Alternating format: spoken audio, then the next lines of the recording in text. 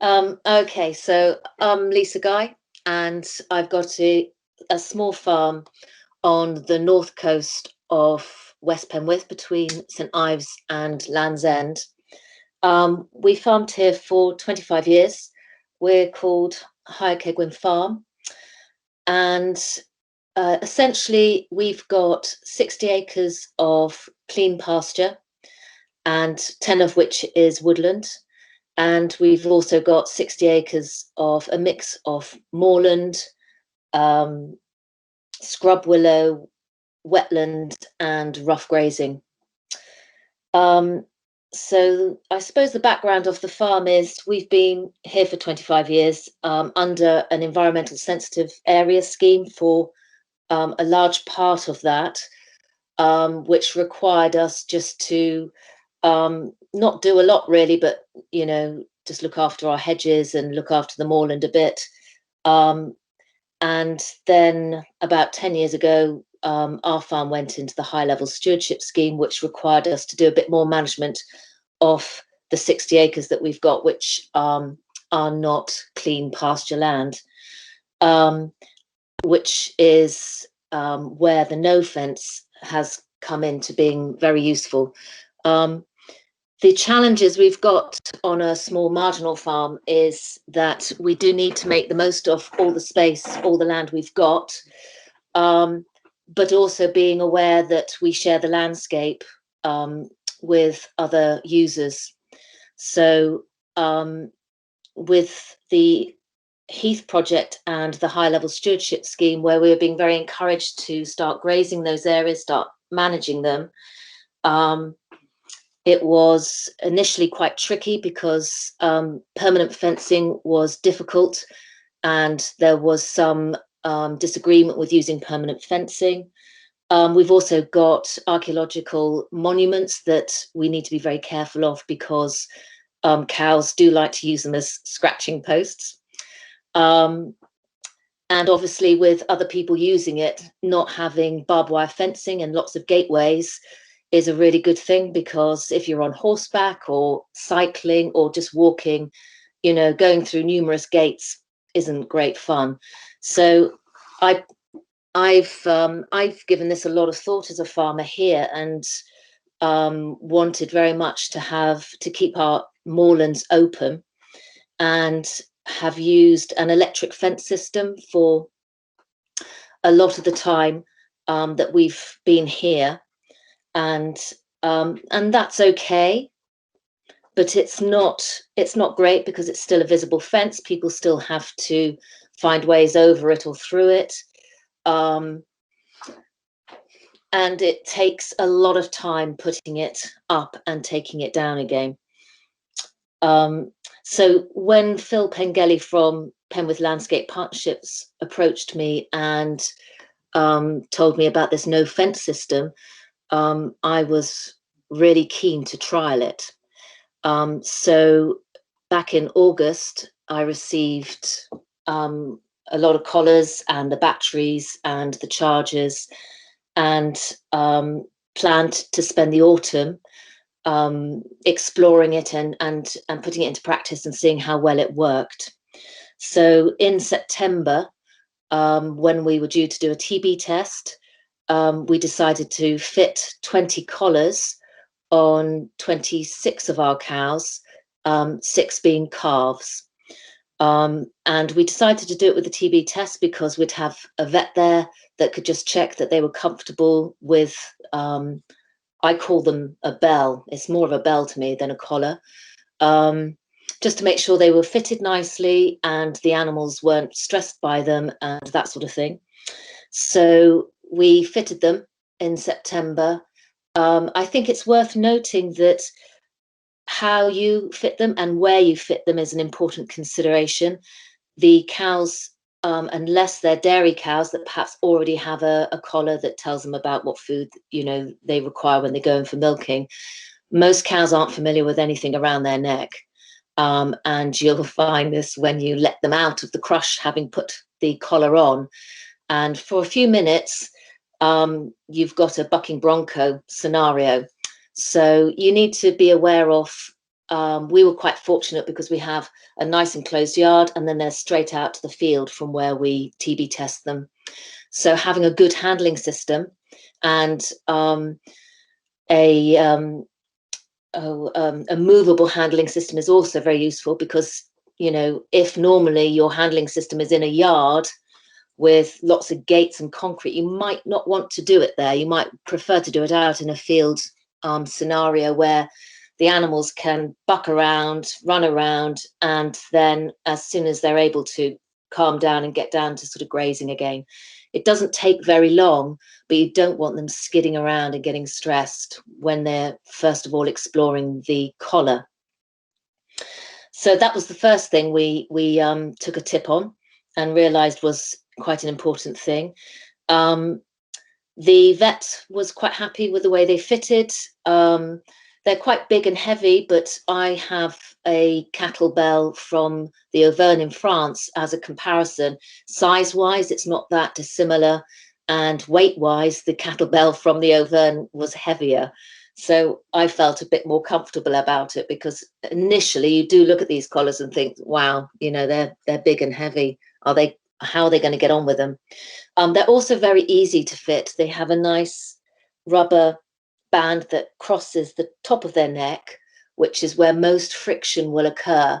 So that's quite nice for them. I haven't noticed when they'd had them on for a couple, 3 months, I didn't notice any rubbing marks at all, any discomfort whatsoever.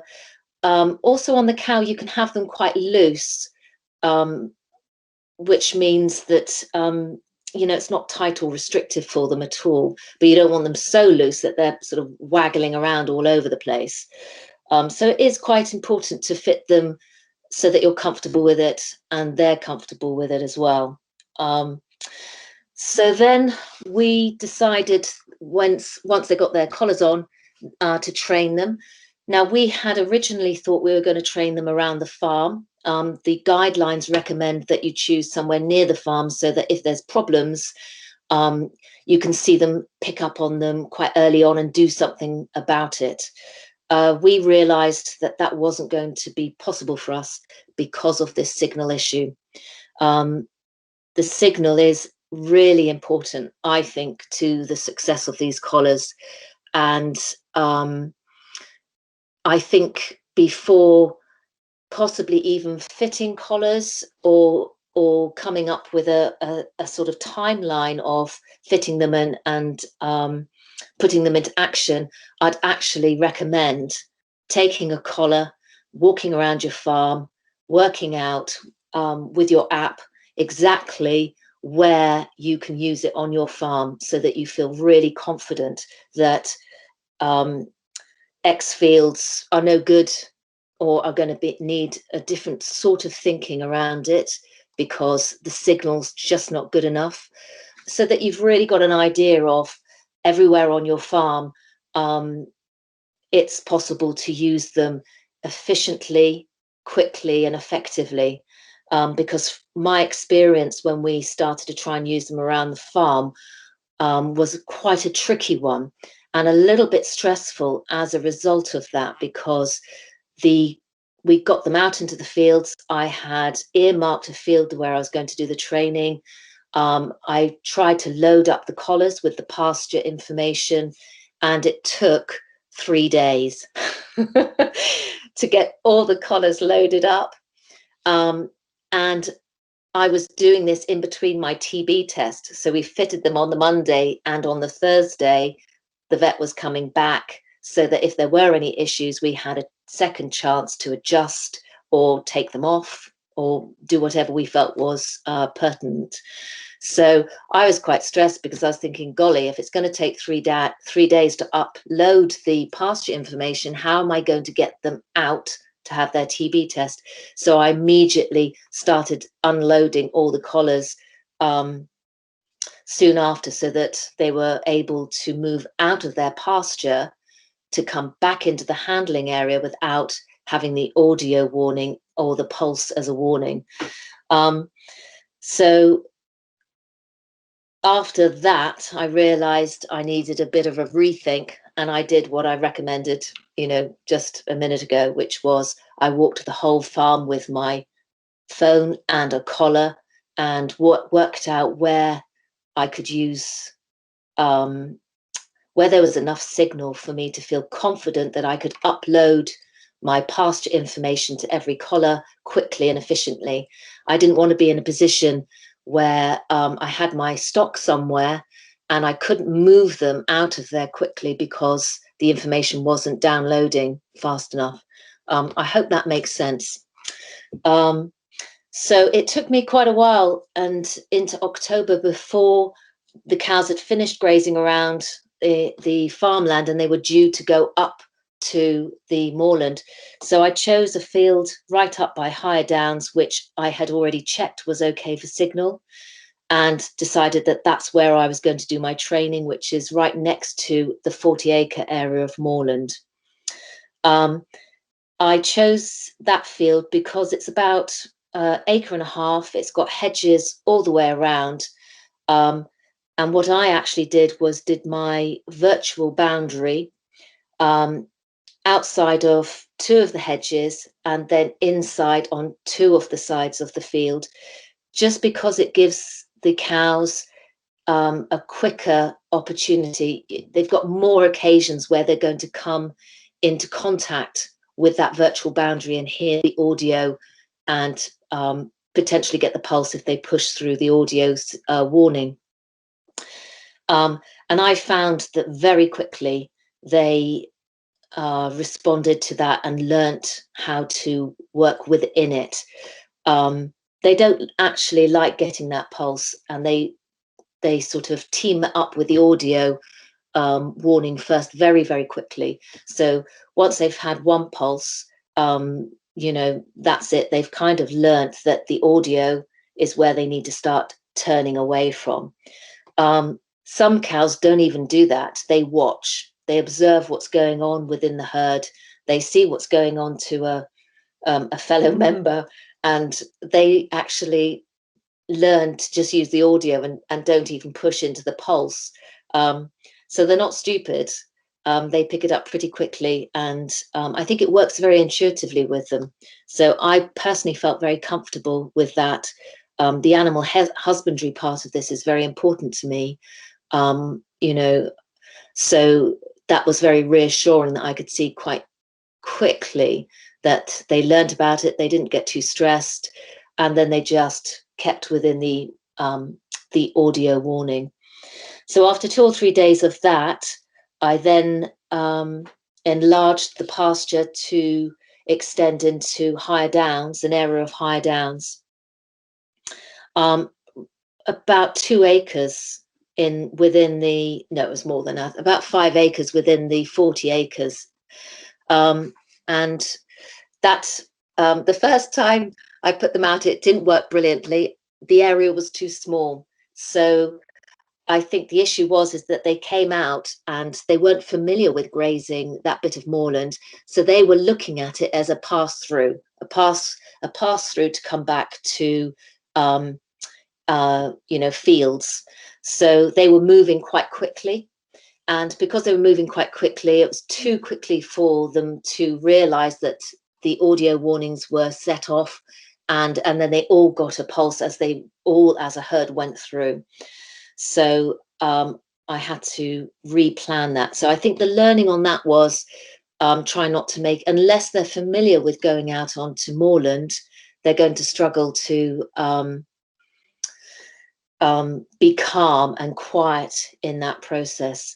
So make the area bigger. So the next time I put them out, which was a few days later, I extended the area to 20 acres. And this time I had absolutely no problem with it. And for the whole 2 weeks, I had them out on the area with no fencing. I didn't have one escapee. They were all, it was a big enough area for the herd to be out and to explore it without moving quickly as a herd. And generally speaking, they were pretty happy out there.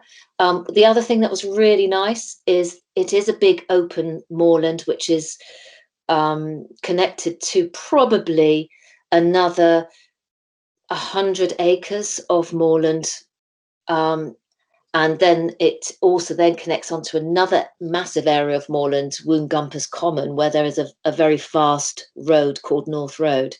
So it's not without its anxiety for me using Nofence on higher downs, because it's a big area that it's open onto, and although it's further away, there is a fast road. So one of the things I really liked about the app was that at any time of day, I could go onto the pasture of higher downs and see exactly where my cows were. So at 3 o'clock in the morning, when I might have had an anxious moment of thinking, God, I hope those cows are all right, I could have a look on my phone and go, yes, they're all in. So that was great. In fact, I have to say the app on the phone is brilliant. It's really easy and user-friendly, which is very important for someone like me, where I don't find technology and computers that intuitive. But the Nofence app on the mobile phone, on my phone, is brilliant. It's very intuitive. It's very easy to use.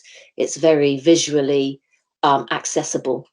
So I'd give that a right 10 out of 10 in terms of its use. It's just the signal that is a bit more challenging, but I think once you know where you can and can't use it, you can feel much more confident about it. I think I've probably gone on for a bit long. It's always more difficult doing it the second time round. I think the last thing I'd say that I think is quite key in my application of using this, and for other farmers that might want to use the Nofence where common land and moorland and rough grazing is involved, is that quite often, especially in West Penwith, most of those areas will have historical monuments on their sites. And one of the key things I think about this Nofence system is the exclusion zones. So, for example, where I graze on higher downs, Tune Coit is right on the border. And if I was grazing, if I wanted to graze around that, I could easily do it and protect that historical site by putting an exclusion zone all the way around it. And that would just mean that none of my cows could go into that area and start rubbing up against any of the stones. And I think the other thing about that is that also people that want to go and have a look at Tune Coit or Tune Castle and explore that, and perhaps aren't that comfortable around livestock, I think it's great that you can exclude the livestock from that, and then people can also feel quite confident that, they're not trying to be in that space with a load of cows. And I think that's very important, actually.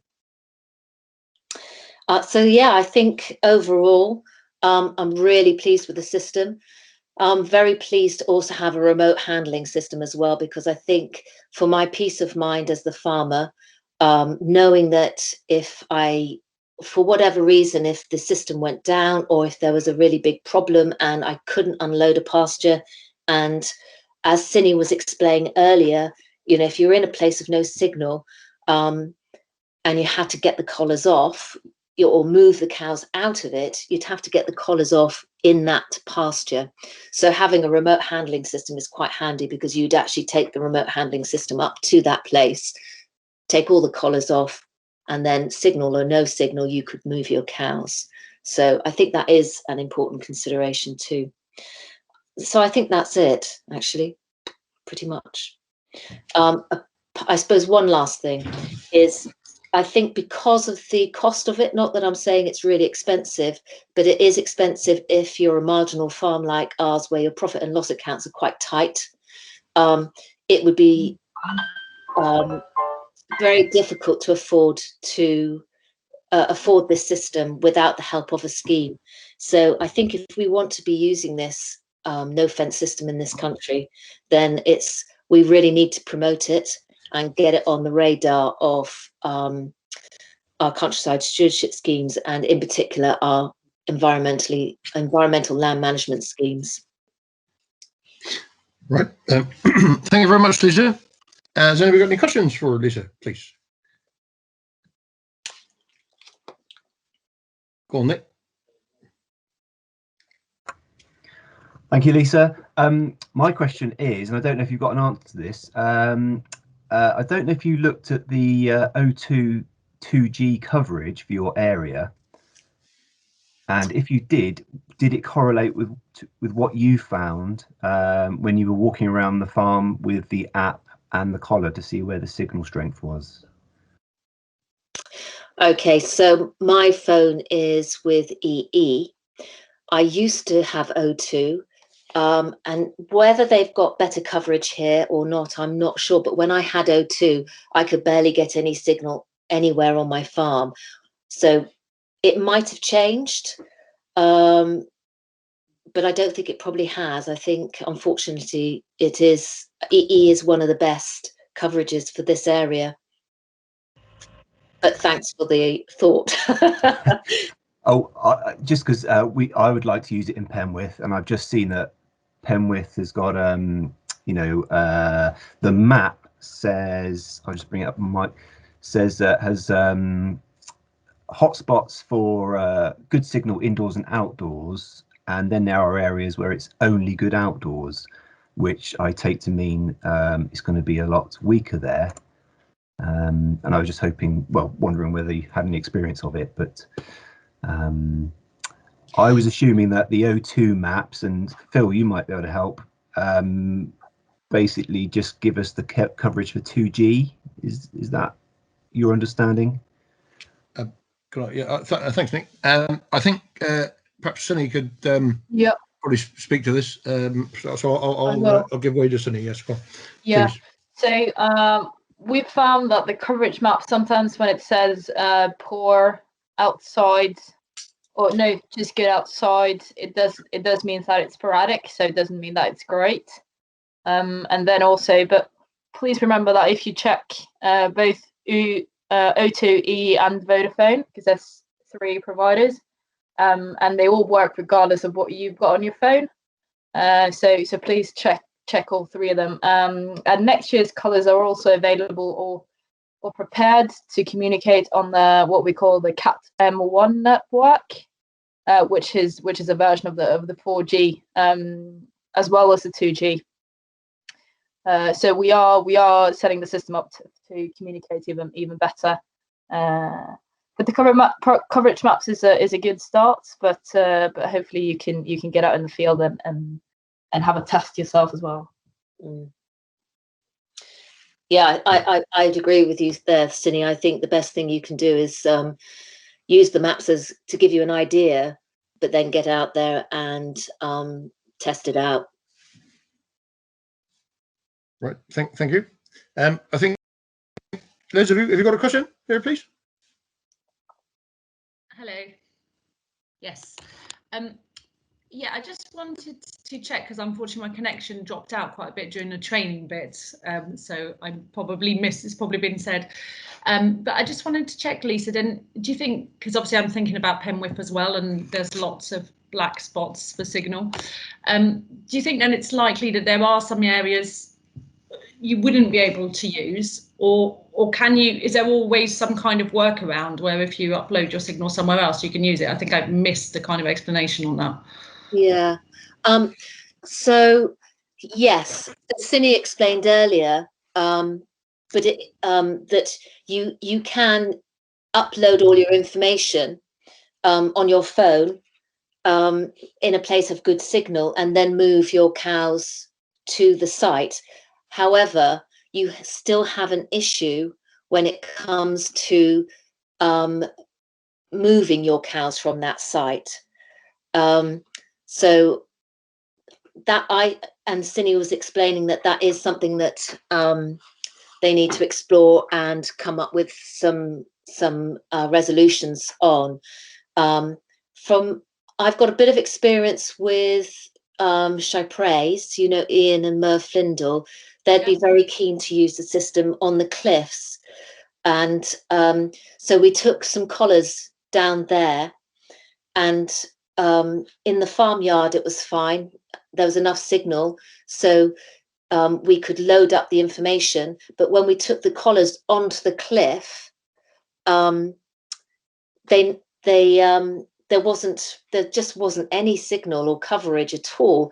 And even on my phone, they never actually, my phone never picked up the fact that the collars had been moved to the cliff. They always stayed as if they were still in the farmyard. So it might be worth checking with Cindy whether actually they would have worked had they been on collars out there, or whether it just, the signal there is just such a black spot that it wouldn't work at all, which was a real shame.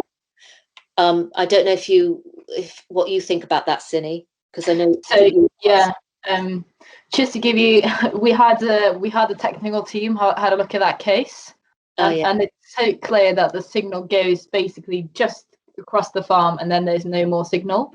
But it would work if you were to say the fence would work. And the good thing about this particular case is that if you were to take the cattle in, which I'm assuming you'll do when they are near the farm building, that would then work because you'll have the signal there.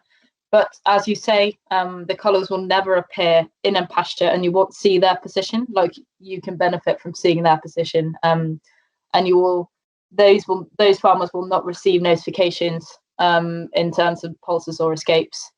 So then it becomes all right. It is a fence, but that's as a normal kind of electric fence where you can't actually see how the animals are doing. So we'll fence them in, but we can't do much more when we don't have coverage.